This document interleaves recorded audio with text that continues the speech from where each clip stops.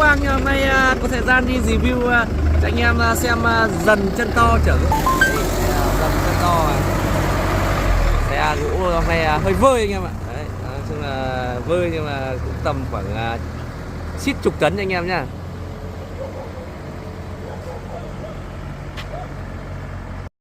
Hello các bác nhá, lại là em Long Tuyên Quang nhá. Hôm nay em Long lên đồi để review công nông Tuyên Quang chở gỗ ở trên đồi cho anh em nhá. Đây em sẽ từ đây lên này các bác này. Đấy, tích trên cao với anh em nhá. Em sẽ review con xe này của nhà em đóng, xưởng nhà em đóng nhá, đang cho anh em bốc gỗ ở trên đồi. Đây đồi khá là dốc các bác nhá. Các bác theo dõi video của em Long nhá. Em sẽ review từ bốc gỗ này lên tí đã xuống. Đây các bác nhìn đường khá là dốc, tí em sẽ quay ở trên xuống nhìn còn kinh khủng nữa anh em nhá. Đấy. Đấy, siêu phẩm của Dần Chân To đang có mặt tại đỉnh đồi anh em nhá. Đang chuẩn bị tầm khoảng tiếng nữa xuống núi review cho anh em quả Dần Chân To xuống núi. đang chơi được keo này, mua được keo này. lố nhiều nhưng mà vẫn phải cười to. Lố nhiều nhưng vẫn phải cười to. Đấy, nhà em đây ở dưới xa ở dưới kia nhìn thấy anh em nhá, chỗ cuốc nhiều kìa. Đây là đây trên đỉnh đồi review công nông của Dần Chân To. Ở dưới Vĩnh Phúc nó có Dần, đây có Dần Chân To, ở Vĩnh Phúc nó có quán chim to dần này. Chim to dần. Hôm nay ốm hơi khàn tiếng, nói nghe hơi vỡ tiếng. Hơi khàn, hôm nay khàn tiếng, vỡ tiếng, vỡ tiếng lớn. Đấy, giờ nắng to này, dạo này mưa nắng khô khan này, nó lên được này, mưa nhiều là không lên được đâu nhá. Rồi quá dốc luôn, đi chân còn chun vào chân vào.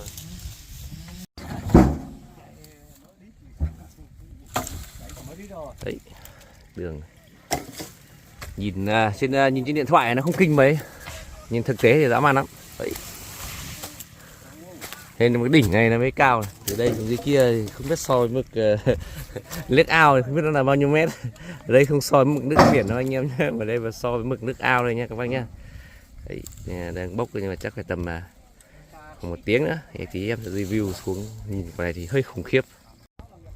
Đấy, anh em nhìn đây anh em nhá, này thực sự là quay trên em quay trên video thì nhìn nó bình thường thôi các bạn, nhưng mà nếu mà để mà thực tế thì thực sự là nó khá là cao các bạn.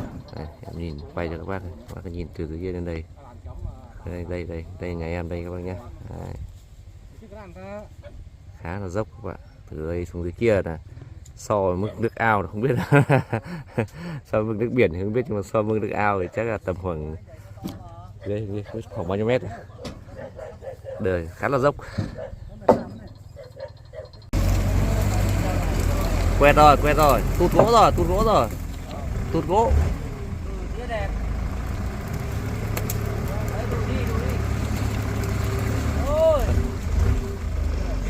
Dài quá. Đấy, bảo nó lùi sốc vào là vừa không đấy. Ấy, chồm cả. Phải cắt cái kia đi không có quẹt.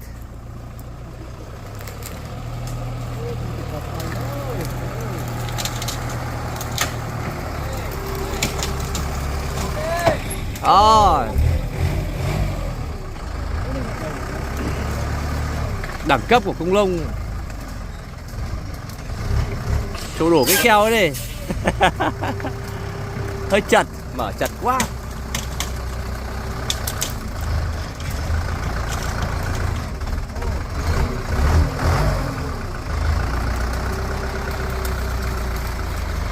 Đấy, anh em thấy công nông Tuyên Quang đẳng cấp chưa? Đấy, chứ không vạch ra xem.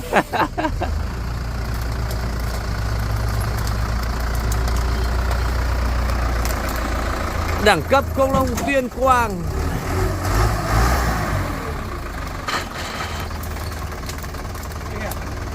Chật quá. Đây mở rộng không mở.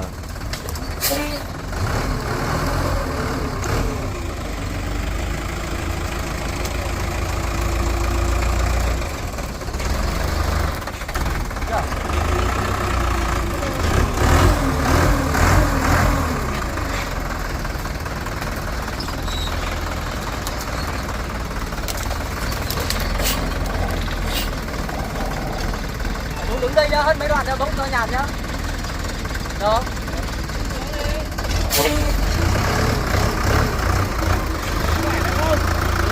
Bỏ cái gỗ ra cho nó.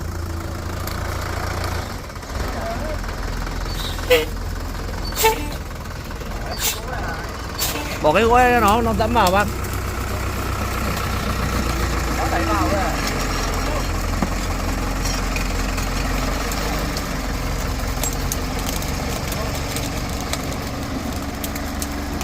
Bắt đầu xuống dốc. Xe này thì hôm nay hơi vơi.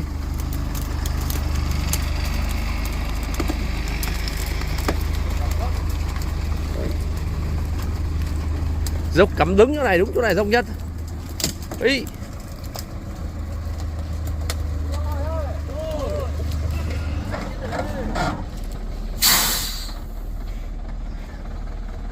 Dốc quá, đứng chỗ này đúng chỗ dốc.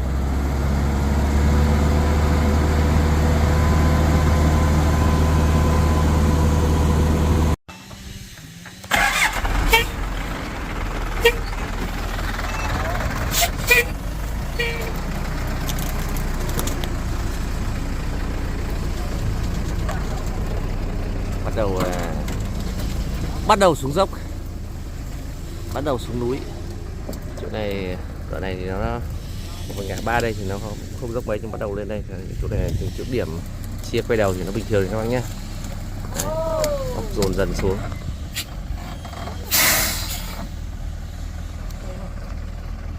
Tiến lên đây, tiến lên đây, tiến vào khoảng 3 mét nữa đây.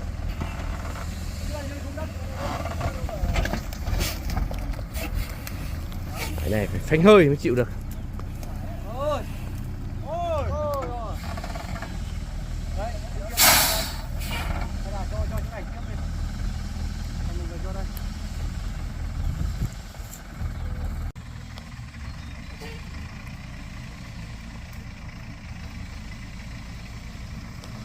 Đồi dốc cái này thì phải phanh hơi thì mới hiểu được cho các bác nhé. Các bác là bây giờ phanh hơi máy ô tô thì nơi dốc nó mới khỏe anh em nhé. Thực sự là máy nổ lên những cái dốc đồi như này em nghĩ là chắc không ổn lắm, bất ổn.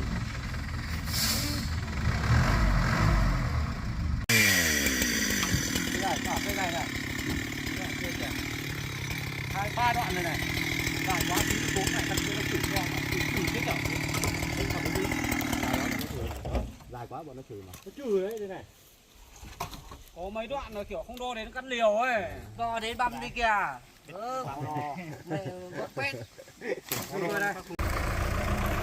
Dân chân to là tò chân dân. Xuống núi.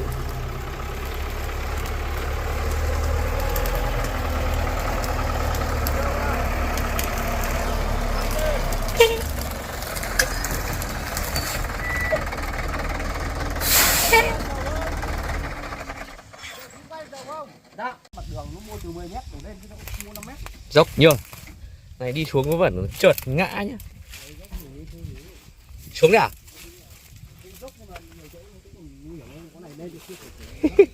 Đi xuống cái xếp còn trượt.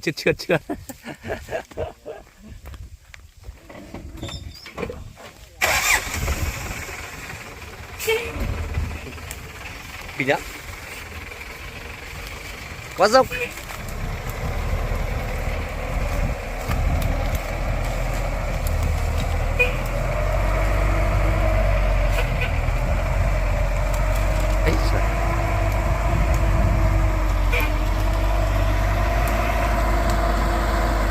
Xe này hôm nay không đủ gỗ hơi vơi anh em nhé.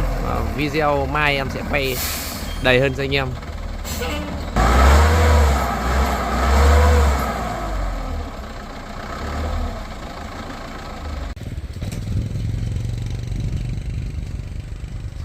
Hơi vơi.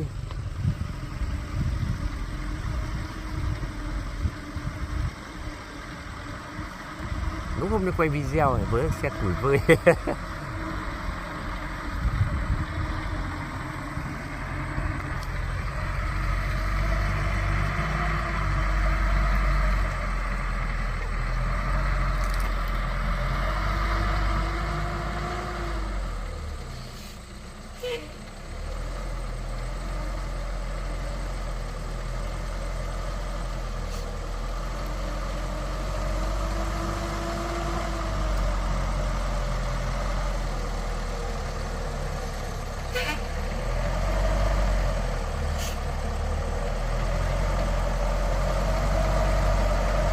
Xe này quá vời soi quy định.